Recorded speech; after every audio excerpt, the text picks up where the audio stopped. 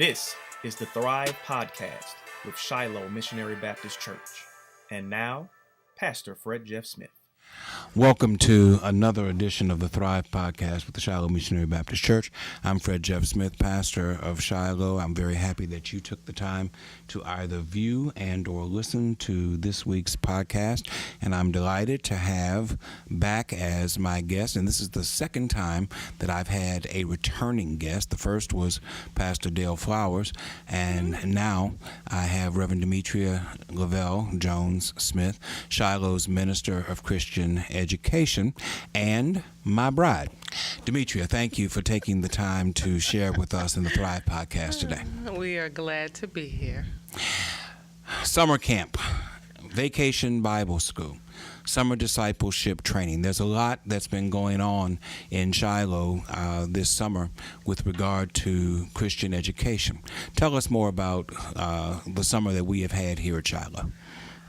Summer is always very busy for the Christian education ministry at Shiloh, and very much so this year.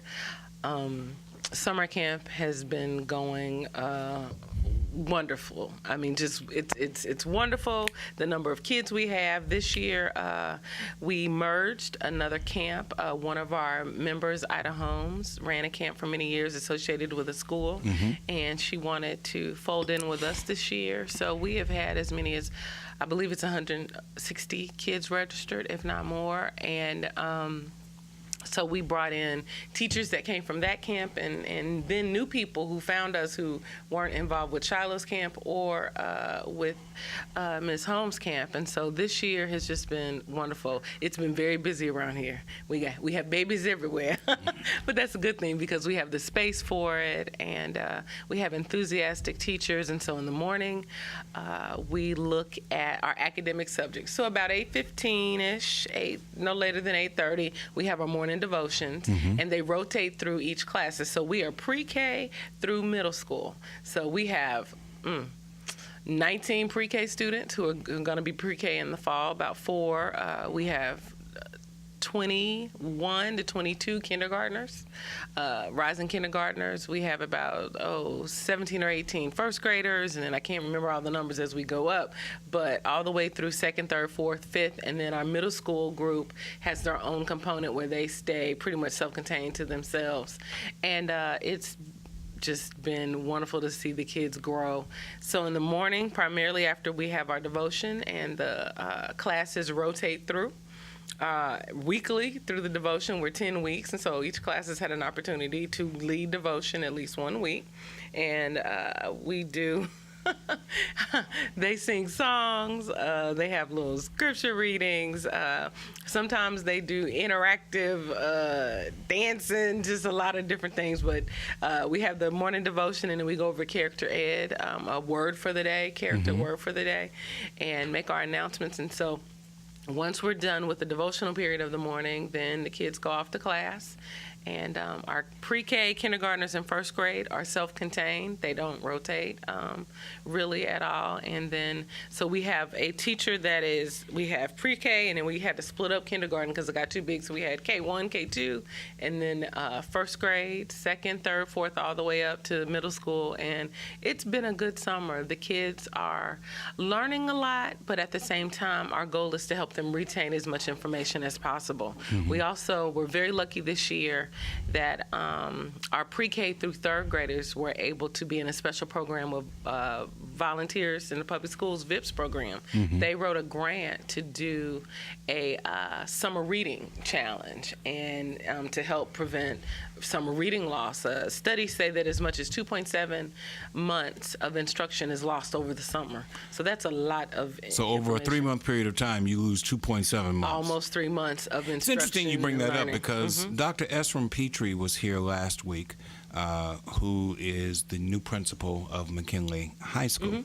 And I asked him his thoughts on year-round education in the school system, and he seemed to be enthusiastic about the idea of it, the concept of it. I think he was less enthusiastic about the practicality of it. But when you look at at the loss of retention that seems to take place from the end of one school year to the beginning of the next, I just believe that for a state that consistently ranks near the bottom in education, we need to try new things. I probably would agree with that. There are other states as well as many other countries do year-round education.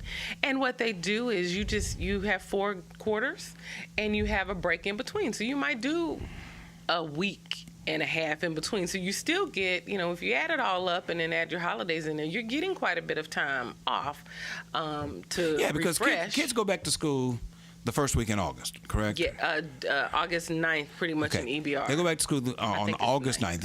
It gets earlier and earlier. And then they'll be out for Labor Day. Yes. And then they'll be out for Veterans Day, I believe it is. Veterans Day I'm not sure. There's going to be another holiday. And then they'll be out for Thanksgiving. And then they're going to be out for 2 weeks for Christmas and New Year's, and then they're going to be out for the King holiday, and then they're going to be out for Mardi Gras, and then they're going to be out for spring break. They get a whole lot of break time, even with the summers off. Even with the summers off, and I just think that it's an idea whose time has come. This old-fashioned clinging to the agrarian calendar, where children were needed to go out and harvest the fields and serve as free labor for their parents and for themselves on their farms. That day has come and gone. And summer months, people are hot. Summer months, people who are poor have a difficult time getting meals. Yeah. It's a shame to say, but for many of these children, the only meals that they get in school. And so when they're off in the summer, there is no breakfast. There is no lunch. No. So I just think that for a number of reasons, not the least of which is retention and improvement in educational skills, it's just an idea whose time has come. And I bring that up not because you're an educator, but I know you come from a family of educators, but because I know that you're seeing this in summer camp, because the summer camp that Shiloh offers is an academic summer camp. Yes, it's not just fun and enrichment, it's academic. And all of the teachers are certified teachers, all except for 2 just retired this May. So they'll be going into the ranks of the retired, but everyone is a seasoned teacher and licensed teacher. And they notice that when their students come back in August, they will have forgotten quite a bit of information. So the first 3 months, teachers will probably say the first few months, they're just trying to make sure that people are catching back up to speed. Up to speed and not even dealing with the fact if there were deficits before the year was out. They're just catching back up, trying to get back up to speed and to move forward. So we're very intentional about Shiloh Summer Camp, that we're not just going to have fun. Yes, it's summertime and the kids want to get their, what I call the willies out, and we let them have plenty enough wiggle and fun time. But to help them be able to retain some of that information and then continue this idea that learning should not be a chore or labor. It should be fun. And so encouraging them to read, encouraging them to read things that they've never read before, or even our field trips. We have some just go fun skating and Chuck E. Cheese kind of things, but a lot of museums. And the kids are like, the museum. And it's like, no, you can have fun and learn at the same time. Yes. So trying to expose our kids to something different. One of the field trips they took was to the West Baton Rouge Parish Museum. And that was the first time that a number of the kids had ever been to the other side of the river. Yeah. And I couldn't imagine that. But on the bus, the teachers were talking about, because I didn't go with them that day, but they were talking about, they were like, this is the first time I've been across the Mississippi River Bridge. And that was something. Or one of the students said to me that morning, we're going to West Baton Rouge Museum. Is that the one where they do the sugar cane? I said, yeah. She said, yes. She's like, that's my favorite museum, because she sees that there was a practical application to what it was that she was being exposed to. And for this community, the fact that really sugar was king in the Deep South, and in particular in Louisiana, and it still is. You can go across the river and see all the sugar cane fields. So for kids to understand how they are connected to the land and how they've been connected in this area, and really in the South, because of the heritage. And we come from African American heritage and are tied to the land as persons, enslaved people, right, for the most part. So the idea that you can have fun while learning something new. And I know I'm a lifelong learner, always looking every day to learn something new. And I want these kids to develop that thirst and hunger for learning even now. So it's been a good summer. And then, of course, our afternoons after they have lunch, it's fun stuff. So they get to do music and art and dance. We've had conflict resolution, and just the kind of things that they love, the more artistic things. Yeah. And they're getting ready for our closing program next week. They're practicing hard and singing their songs and. So we've had a really a good summer and enriching, safe summer. We're grateful for the opportunity to work with so many children here at Shiloh, and I'm personally grateful to you for the leadership that you have brought to the summer camp. But summer camp is not the only thing that has kept you involved this summer. You are also responsible for organizing a summer discipleship training series that our church is now about to enter into the third week of this coming week. Talk to us about that, about how that came about and about the courses and things of that sort. The Summer Discipleship Institute and this is something, or I should say the Discipleship Institute, we put summer in front of it because it's summertime, but that's something that as a Christian educator and one who loves the idea of learning in sacred and secular context, I've noticed throughout my 20 plus years of ministry that we often don't spend enough time delving deeper into the areas of theological inquiry.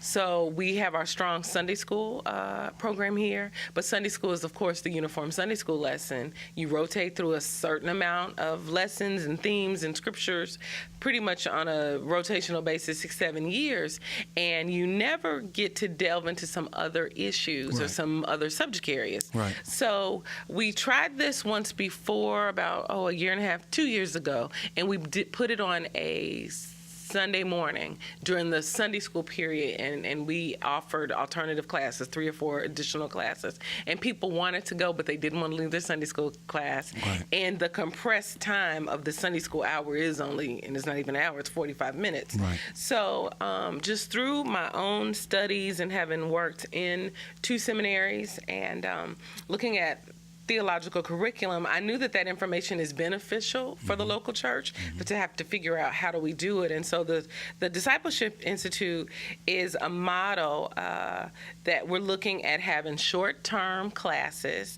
in very specific focused subjects. Anywhere from 6 weeks to me would be ideal. 6 weeks.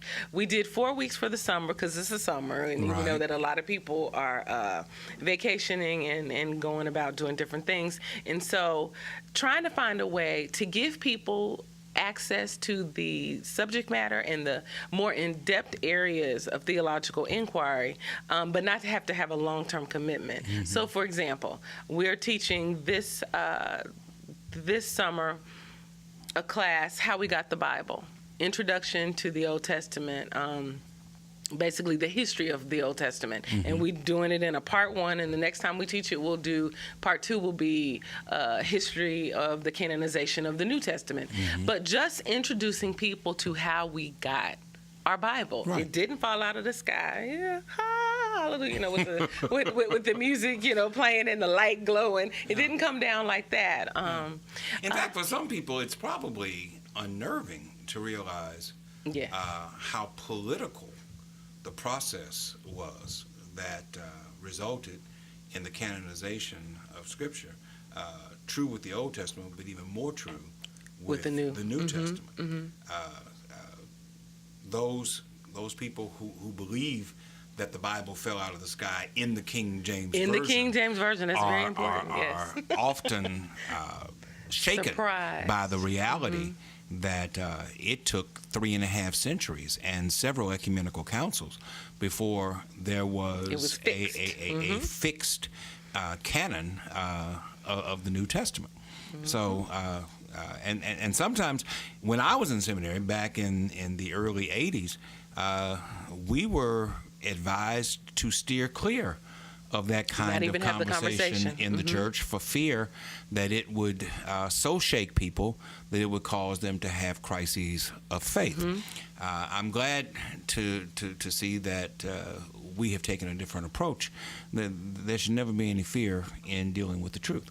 And I think we do our congregations a disservice when we assume that they can't handle information. Right. Especially in this day and age. Even when I was a little girl, I knew that there was a Bible that had more than the 66 books. Right. How do I know this? Because my father had one. Right. You know, I was introduced to this, and so I'm like, well, where did these come from? So asking the questions about, well, why in some Bibles you had this many books, and in other Bibles you had another number of books. But more than that, in our day and age of Google, of smartphone, Yes. well, all you have to do is Google or ask Siri a question about something, and the information is there. It is a disservice to our congregations, but also to ourselves, not to find a way to help people get the information as they, for example, find out how the New Testament came to be and how it was a process. To me, it's incumbent upon us as clergy, as pastors, as preachers, as teachers, to make sure that our people have access to information within the right context. I remember when I started seminary and some of these kinds of questions came up, and while I was more prepared for the information that we received because of my upbringing and also because I took quite a few religion classes in my undergraduate studies before I got to seminary, there were people, some of my colleagues, this was the first time they heard some of this. And as you said, it caused some people almost to have a crisis of faith. It's like, what do you mean there was actually human intervention with what was canonized? What do you mean there were additional books in the Bible, that what do were you written? mean some books in the Bible don't belong there? Yes, because that's what you say, and I don't say that. I firmly say that. I firmly say that. Song of Solomon ain't got no business in the Bible. And I wholeheartedly disagree. And you want to know the truth?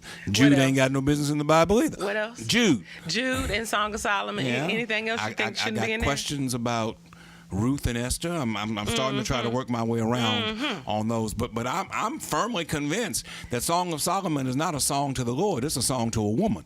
That a man is. It's a series of love poems that a man. Series of love poems. And whoever looked at that and said he's talking to the Lord, you've got a perverted sense of how he's talking to the Lord. But see, I don't ever think that the people who had something to do with fixing the Old Testament or Hebrew Bible canon ever said he was talking to the Lord. They realized it for what it was. And I believe it's there, and I thank God that it's there because, of course, Scripture is authoritative for me. It's because, to me, in our sacred text, in the Bible, we have experiences that run the gamut from A to Z.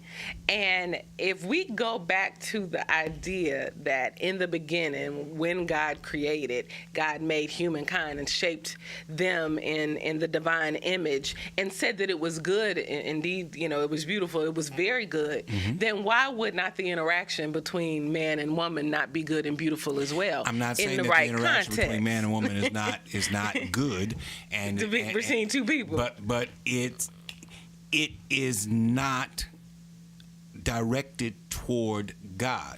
It is directed toward a human relationship that people took, read, reviewed, and said, we're going to make this a love letter between God and man, when that's clearly not what it is. Especially when you read the more contemporary versions of it. It's downright X-rated. It is probably triple X-rated. But see, now we're having a discussion about hermeneutics. Because again, the people who fixed it... hermeneutics have a lot to do with canonization. Right, and the way... Well, hermeneutics to me has to do with canonization, but also the way you approach Scripture. we're making the assumption that the people that made sure that Song of Solomon was in the Jewish or Hebrew Bible or Old Testament canon, that they said this was about God. I don't think they said that. I think it is later interpreters who try to figure out, well, what do we do with this, that then try to allegorize it and make it between, humanity and God. I don't believe that. For me, I think they realized that there was something sacred in the exchange, that God blessed that too and said it was good or very good. So either way, there are all these different perspectives that are presented. In some kind of way, it ended up in the canon. Yes. And I believe God intended for it to be there. Well, and you mentioned ultimately, God intended for it because it's there. Because it's there. But the process by which it arrives there, it goes through human is sometimes hands. Disconcerting to those who are of a more fundamentalist view of Scripture. It can be. It is disconcerting to them, and it can be. And I will never forget, in seminary, in that first intro to biblical studies class, we were talking about something, and our professor said something that one of my colleagues didn't agree with, and the colleague said, "You don't know the Lord, and none of you professors know the Lord," Yeah. And that's funny because they always try to demonize our professors. They demonize you, and then they tell you you're going to hell. And then they tell you you're going to hell, Yeah. and it's like, okay, they're the teachers. Yeah. And then when they step back from the emotional, because this is emotional, this is faith, this is what you believe, and if you're in seminary, you believe that there's some inner urging call to do this work. But once you begin to stop coming out the corner, like you coming out the corner of the buildings and you ready to fight, instead of doing that, be exposed to the information, and then have a teacher like, God bless his soul, Dr. Richard Solon, who taught that class, a white Methodist brother teacher who's been doing that for 30, 40 years and was going to retire and had the opportunity to come teach at Virginia Union. That's one. Or like my Old Testament professor, Dr. Jerry Ross, African-American Hebrew Bible scholar, Old Testament scholar, or Dr. Boykin Sanders, African-American New Testament scholar, but had these people who had a profound faith in God, all of them clergy and pastors in their own right, but knew that part of their call was to help those preparing for ministry to understand, how do I wrestle with this? Because I'm going to be called to go back into a congregation, and people are going to ask me questions, and you're going to have to be prepared. And so for me, the Discipleship Institute is that very thing. And not only that, we have some sharp folk in this church. Yes, we do. I have no doubt about that. Sharp folk. They can handle it. We could spend the rest of our time talking about just that one, but there are 3 other classes. Okay. Talk about the other 3 classes as So well. our other classes are prophetic witness and social justice. That's Reverend Jennifer Jones Bridget and Minister Rodney Johnson. They are together. They are teaching that class, and that's basically looking at this idea of what does it mean to be stand in the shoes of the prophet. And with the associate ministers, we have been doing a study on a book by Marvin McMickle, Where Have All the Prophets Gone? Okay, you're jumping the gun now. I'll go to that, but that was the impetus for thinking. Her idea for that for the class, for the Discipleship Institute, came out of that. And so the idea is, how do we help our congregations to understand how you tie your faith and the call of the prophets to social justice to your own personal activity? And that's what they are working on in that class. Wonderful discussion coming out. It's funny, I wish I could be in all the classes, but I'm teaching, me and Kathy Lockard are teaching the Old Testament class. But so that's one of the classes. The other one is dealing with grief and loss. Reverend Robert Stewart and Minister Claudia Hall, several years ago, maybe 6, 7, 8, something like that, they both jointly, with a number of other people, went through, I think, a semester-long class on dealing with grief and loss. Might even been a year-long class.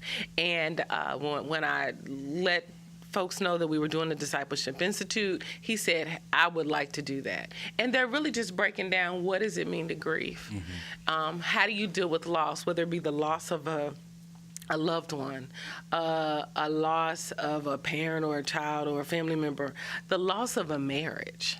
divorce. That's grief. Yes, it is. So many different, how do you deal with loss, and how do you contextualize it and understand that even though you have lost something or someone, you're not lost. You're not alone. God yet loves you, and God is there with you. And so they're wrestling with those issues and helping those people in that class. And people are taking the classes for a number of different reasons. But you might have some people who are dealing with still the loss, because that's not a overnight process. Grief and loss, that feeling can go on months, years, depending on what it is that you're grieving. In fact, especially when you're talking about traumatic loss, loss through crime or through violence. Yes.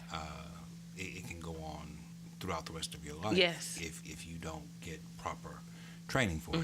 Our social justice blurb in the worship folder, we do, for those who are not familiar, Shiloh puts a social justice piece in our Sunday worship folder every week that deals with a different aspect of social justice issues. This week's blurb deals with the long-term effects of violent crime on African Americans, and how it is different for African Americans than it is for white Americans, especially when the crime is the result, or the violence is the result of police activity, of a police shooting. And it lasts for, I believe, 1.7 times as long within African Americans than it does within white Americans. So it's a very relevant topic, and I applaud us for doing that. And then the fourth class is?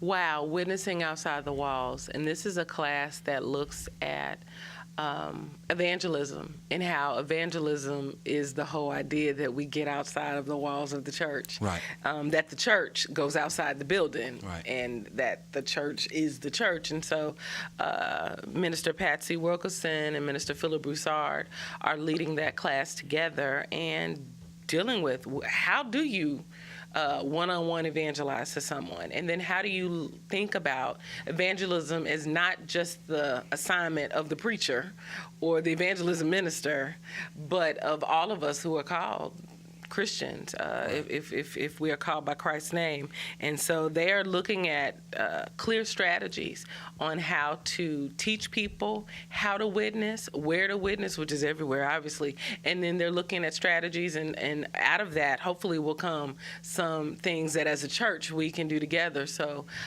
the Summer Discipleship Institute really is it's almost an incubator.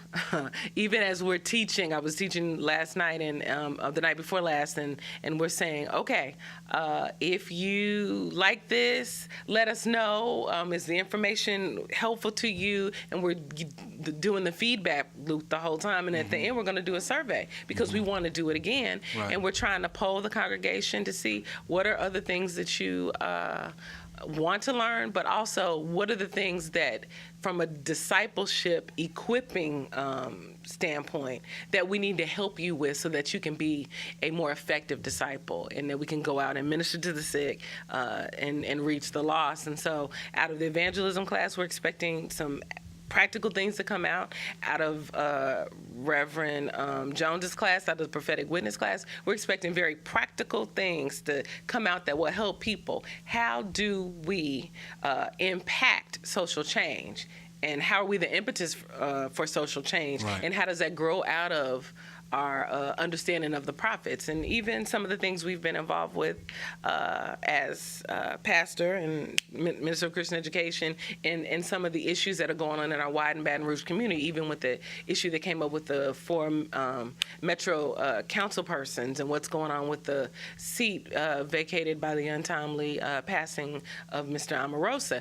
Those things are directly tied to standing in the shoes of the prophet, right, and then being able to say, well, how do I affect what's going on in my community, and do so from a place that I understand that, okay, biblically, we've been charged right, to stand like Michael. And are you prepared mentally and spiritually, yes, for the pushback that you're going to get? Because whenever you challenge someone's established system of doing things, they're going to push back. Yes. On you. And as this is being recorded, we're 12 hours removed from a clear witness of that pushback that took place within our East Baton Rouge Parish Metro Council chambers. But people need to be reminded that the poor and the marginalized are here. They're real. They're tangible. And the fact that you overlook them does not mean that they do not exist. Mm-hmm. And from time to time, and I hope with greater frequency, we will remind those who are in positions of authority, who are charged with being equitable in their dispensation of justice throughout the community, that there's a considerable segment of the population that's being overlooked, and that their needs need to be addressed just like everyone else's needs need to be addressed. Getting back to the evangelism piece, I've been doing ministry. I've been pastoring for 32 years now. Shiloh is the third church that I have served. I served my first church for 6 years and my second church for 21 years. I'm 6 years, almost 6 years into serving at this church. If there is not a more difficult task to achieve than evangelism, I don't know what is. Mm-hmm. And it's ironic that it is so difficult, especially when we call ourselves as Baptists, evangelical Christians. Yet the hardest thing to do is to maintain a consistent, motivated group of people who are committed to evangelism. Our thinking about our traditional thinking about evangelism is when we open the doors of the church on Sunday morning in one of our worship experiences. And that's not evangelism. And that's not evangelism at all. Mm-hmm. Yes. So that to me is probably the greatest challenge that we have yet to overcome. And I say that not just as the pastor of this church, but as I talk to colleagues of mine, it is the greatest challenge that we have pervasively within our community. It's the reason why there is a gradual falling away from the church as our society becomes more secularized. Our children and then those who are not necessarily so young to be called children are falling away from the church, and they're developing and maintaining lives for themselves that have nothing to do with the regular worship of God, the corporate worship experience of God.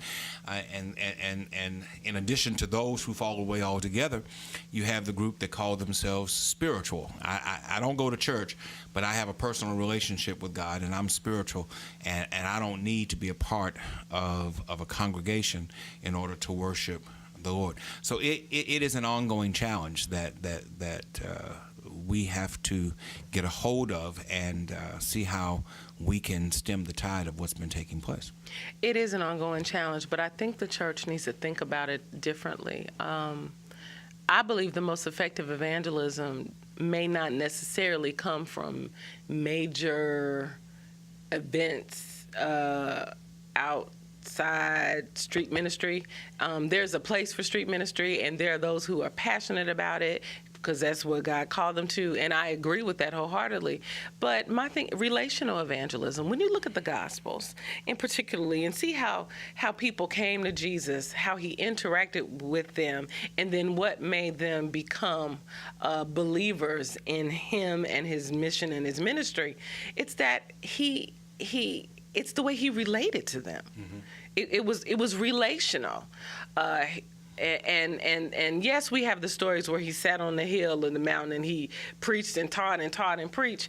But where you see the very clear notions that the transformative change came was in the personal interaction. Mm-hmm. And so I think for us, sometimes we think that, I got to go out and I got to knock on the door and witness that way. And sometimes we do that. Right. But honestly, it's in as you go through your life. Yes. Or as on your daily journey, as you go, your morning devotional often has the as you go to work, to school, to the gym, to get your hair done, to go to the grocery store, in your going, is your light shining? You know, are you the person that when the coworkers see you, they look at you and say, I don't know what it is, but it's something about him. It's something about her. And then because if you have that light shining, then people are going to be like, what is it? You know, and you're like, oh, and you might be able to tell your story, your personal testimony, share just your experience, how God is your everything. Yes.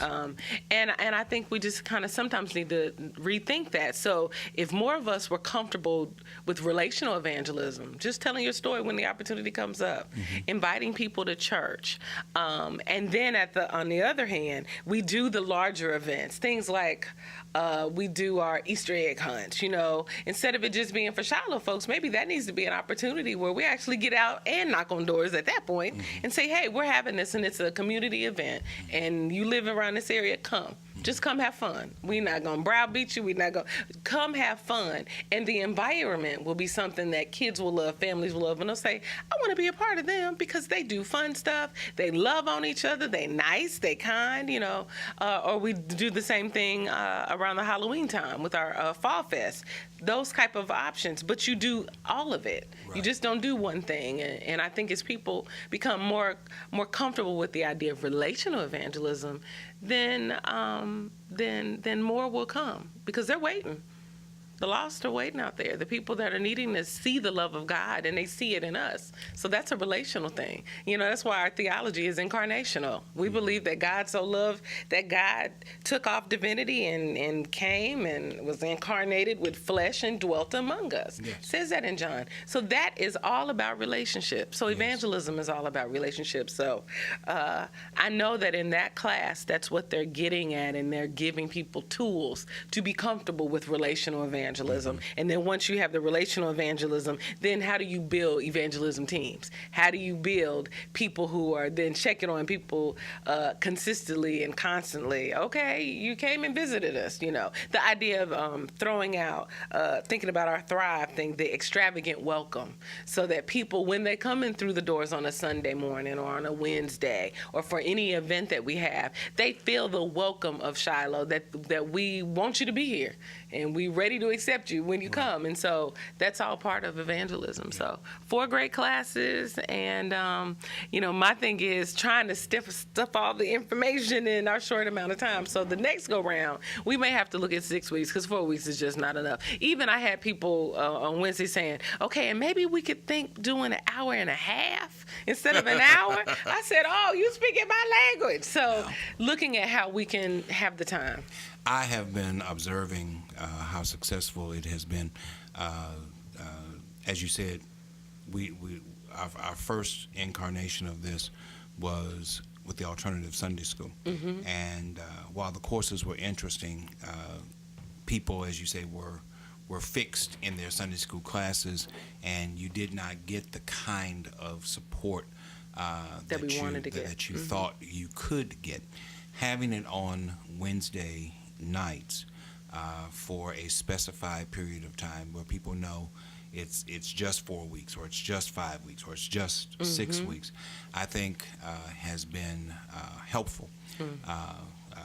For us at Shiloh, the midday Wednesday Bible study is the larger of the 2 Bible studies. We get our very large crowd. It's for those who live in the Baton Rouge area who are listening to this, that's the Bible study that you see recorded on Sunday nights when we do our Closer Look television broadcast.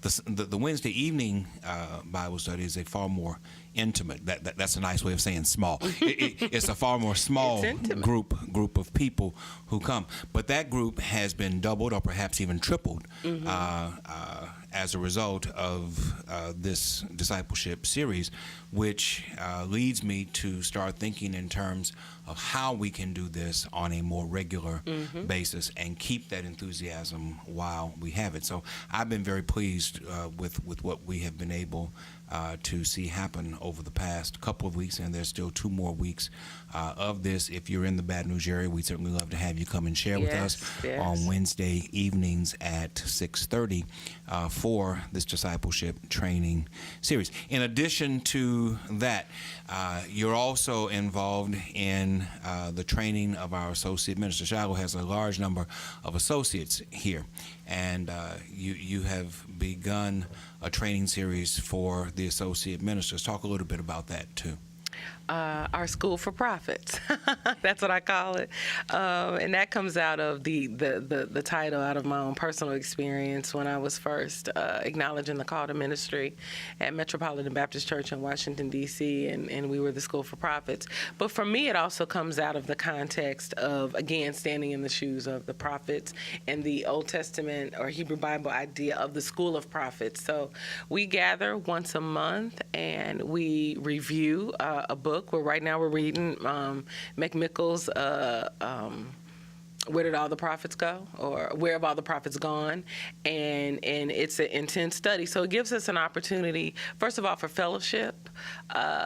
We are busy in ministry here at Shiloh, and often we're doing the work, but we don't have as much time as associates, ministers, to be able to just fellowship and have fun with each other. So we come together, we share a meal, we talk about what's going on in our various ministries, the successes and then the challenges. And so we share, and it just gives us a time of sharing and of release.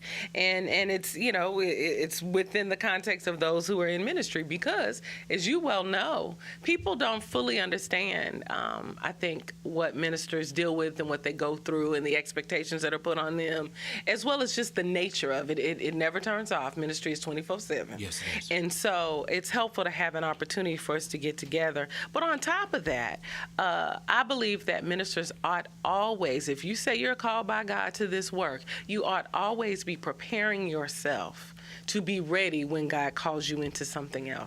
So calls you in. And so the idea that when I acknowledged my call to ministry, it wasn't even a question. My pastor, Dr. Hicks, was like, okay, a call to preach is a call to learn. So where you going to school? At that time, DD, everybody called me by my nickname. And so I chose that. So even with us here at Shiloh, having this time for associate ministers to learn and grow and share together. So talking about how do you improve your preaching? There are ways you can do that through some kind of systematic things that you can do to help your preaching. How do you better understand biblical text for preaching or teaching? That's hermeneutics. And how do you approach a text? Dealing with systematic theology. So we're going to be rotating through some seminal text, primarily of African American authors, but other authors as well that are writing in the areas that we need to know about. So systematic theology, church history, biblical studies, pastoral care and counseling. So we're going to be rotating, we're reading a book, and when we're done with that, we're going to go on to the next one. I'm developing a bibliographic resource for ministers in all these different areas so that you have access to the kind of information that helps you to be more astute so that you are prepared. So when people have a question, if you don't know the answer to the question, you know where to go to find the question. So it's a wonderful time, and every month it's better and better. As they say, it gets gooder and gooder. That's not proper English, but y'all know what I mean. And so, and it's interesting because I came out of seminary, and oh gosh, it's so long now. I was 26, turning 27. I was the baby on the staff minister at the first church that I served, working full time after coming out of seminary. Actually, before I was even done with seminary, it was my last year of seminary. And some kind of way, I don't know how, but I guess it was, divine intervention and just God's plan for me. I was responsible for the associate ministers, and I was the baby on the staff. So I'm dealing with people 40, 50, 60, 70. But that was just something that fell to me, and every church that I've served in since then, that has some kind of way become part of my responsibilities. And I think that It's shown by the fact that I have a love for helping ministers to discern their calls, to work through their calls, and then once they are walking in that call, to always be prepared for how they're leading and then what may be coming down the pike. And also because I've worked at 2 seminaries, that was very much a part of my job responsibilities in different ways. While I was still in seminary in Richmond, Virginia, working as the coordinator for the Richmond Theological Consortium, and I dealt more with the fellowship and worship aspects of pulling all of these 4 member seminaries together. And then when I was at St. Paul, I was the registrar and really functioned as director of academic programs. And so that's in my heart to do, is to help support the theological expansion of ministers. And so I love doing it. I really do. I think that it's something that's necessary, and I'm sure that other churches have their own version of ministerial training for their associates. This is relatively new to Shiloh, and I think that early on the benefits seem to be clear. One of the things that I have always encouraged people to do who come to me and say that they feel like there's a call on their lives is to, number one, identify the call. Times have changed from when I was younger, and I acknowledge my call. The general assumption when you said that you were called when I was a boy is that you were called to preach. And pastor. And ultimately to pastor. But these days, ministerial opportunities exist well beyond just pastoring and well beyond just preaching. There are academic opportunities, there are missionary opportunities, there are chaplaincy opportunities, there are any number of different opportunities out there. So the first thing you have to do is be able to rightly identify what your call is. If your call is to preach, then the second thing that I encourage them to do is to start writing. If there's one thing that I think is lacking in many of our associates these days, it's the discipline of writing. Everybody wants the opportunity to proclaim. That's what you've been called to do, and often you get frustrated with the pastor because pastor won't give you the opportunity to proclaim. But I insist, as it was insisted upon me when I acknowledged my call, you got to write something. You got to put something down on paper. Put it on paper. And you've got to bring it to me. And we're going to review it, and we're going to look at it, and we're going to make sure that that it's not just zeal, but that there's some knowledge behind what it is that you are doing.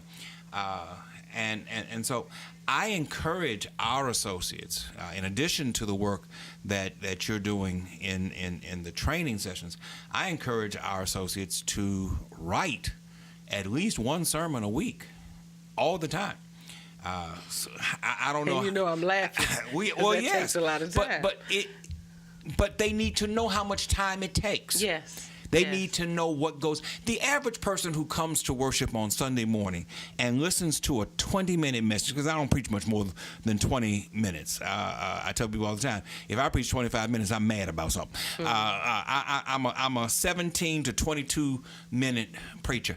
And the average person who comes to worship here at Shiloh and listens to a 20-minute sermon has no idea how much preparation and it took went 6 hours into that 22 minutes. Right. Or 12 hours. And just like the person in the pew doesn't have to know that any more than I, as a football fan, have to know how much time a team prepared in order to play well against another team. Right. What you see on the field the day of the game is just the culmination of a week's worth of preparation that has taken place. I don't need to know that because I'm a fan. I'm not playing. But preachers need to know that. Right. Preachers need to know what it is to struggle with a text, what it is to find relevant points, and what it means to stick to the text. Yeah. I'm so sick of preachers who call a text at the start and never deal with the text at all.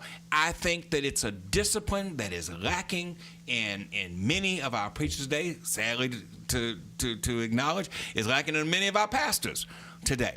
We don't know how to prepare. We're still of the mindset that you can just stand up and open up a text and start talking, and the Spirit is going to lead you into that. Martin Luther King said, the last time I did that, I opened up my mouth and not a damn thing came out. and so we need to recognize the importance of preparation. Yes, the importance of preparation and understanding that the Spirit moves in preparation too. Yes. And that this idea that it's just under the unction of standing in the pulpit, no. The unction of the Spirit is always flowing, as old folk used to say. So the preparation is part of the move of the Spirit, because you have to have time to think through.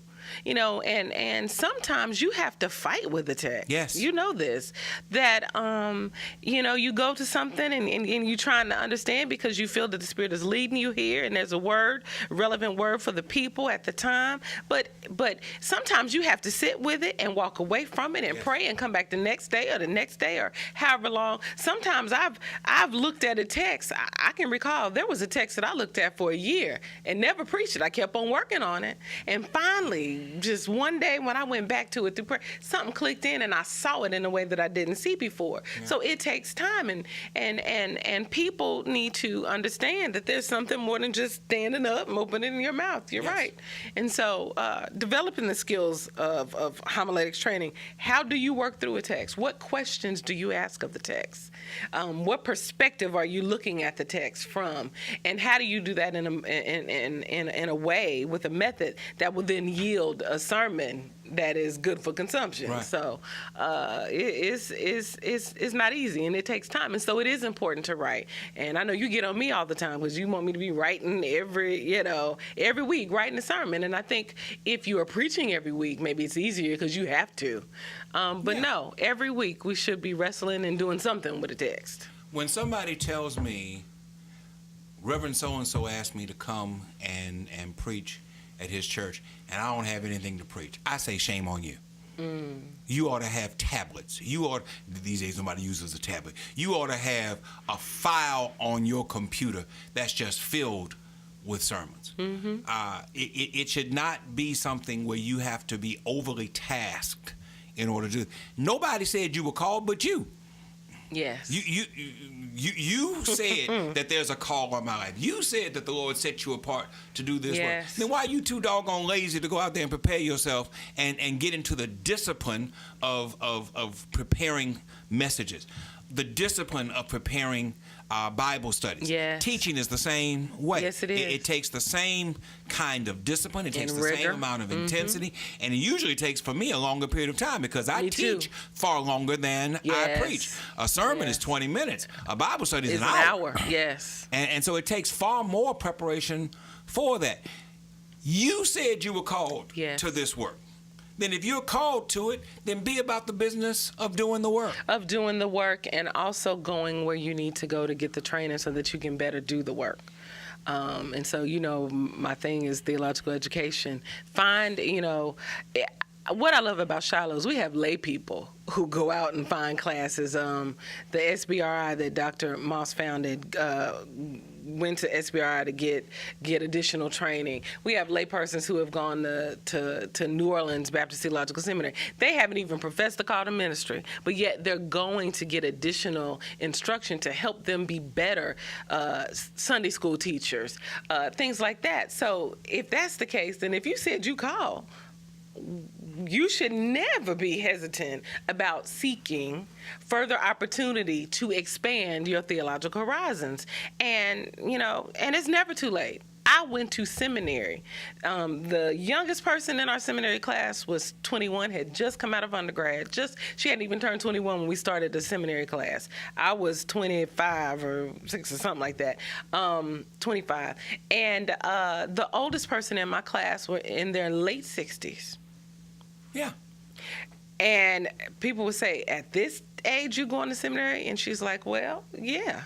because the Lord called me up out of. She's been serving in ministry her whole life, and so she was like, I needed to be prepared. And she was at the church, we're at the same church, where you go and get prepared. And so the idea that yes, there's a call, and the Spirit inhabits the call, and the Spirit will give you the ability to do that which you're called to do, but at the same time, the Spirit give you good sense to know, yes, let me find ways that I can expand my knowledge base so that I can be effective, because I go to my doctor, and she's a medical doctor. Right. And I want to make sure that she has the requisite training and the continuing education hours to deal with anything. You brought up the key term, continuing education. And this is what we're doing. And that too is one of the things that we lack within our associate ministers and within our clergy. We lack continuing education. Mm-hmm. And going to an association meeting is not continuing education. That's going to a fellowship state and congress governance. or a national congress is not continuing education, because the little education that you get from those gatherings is fundamental education geared toward lay people. Yes. It does not meet the need of those who are clergy and those who are leaders within the church. No, we have to find ways, and these days with online classes and hybrid classes. Because at one time it was a struggle in a place like Baton Rouge where you did not have a seminary, and the closest thing was New Orleans, and it was a struggle for people to maintain a job, because in addition to pastoring, many of them were bivocational and they were working a 9-to-5 job and raising a family. It was difficult for them to find both time and the money in order to go to seminary. That's no longer the issue today. Online courses exist, and if you don't like New Orleans, you can get online courses from any seminary across the length and breadth of this country. And now you have there is no excuse. And so the only reason why you're not doing the work now is because you're lazy. Yeah, and you have seminaries now that will offer the entire Master of Divinity, which is the professional degree for ministers, online.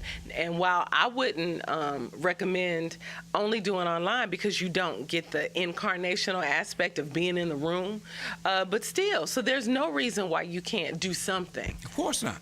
There's absolutely no reason at all why you can't do something. And so with our time with the associate ministers, we're doing something. We are doing continuing education exercises, and at the same time, I'm encouraging everyone, where there's the will to continue your theological education, we're going to figure out how to make it happen and help you select the right thing for you. And so it's a wonderful time and an exciting time in the life of Shiloh, but also particularly in the life of the associate ministers. And God has blessed Shiloh with some people who are serious about doing the work of ministry. So my task is just to help us be equipped in any way that I can help us. So, well, I have to admit, I'm a tad bit prejudiced, but I think you're doing an excellent job. Thank you, Pastor Smith. And I thank you for taking the time to share with us. We didn't today. talk one more thing. We have talked for an hour. What one more thing? VBS. We had an awesome Vacation Bible School. Tell them about VBS. Well, just Vacation Bible School. We do it the same week, the last full week of June, and we were topping 200 people every night, even Thursday. Usually Wednesday you get your biggest number, and then Thursday goes down. It wasn't like that. I mean, literally every day. So it was a rousing success, and I thank God for Shiloh, because Shiloh is a congregation that hungers for Christian education, along with loving worship. And so so I want to thank everybody who was involved with Vacation Bible School, because it's like take a team of about 50 to make this thing happen, and it was good. It was great. We've had a wonderful summer. We look forward to the rest of the year and the things that are in store for us as well. And perhaps we need to make some adjustments, as we were speaking about some of our Christian education offerings as we get toward the end of the year, based upon the success of what we've seen taking place this summer. Again, thank you, Reverend Demetria Jones-Smith, for taking the time to share with us today. Thank you for viewing. Thank you for listening. This is the end of this Thrive podcast. We'll be back again next week.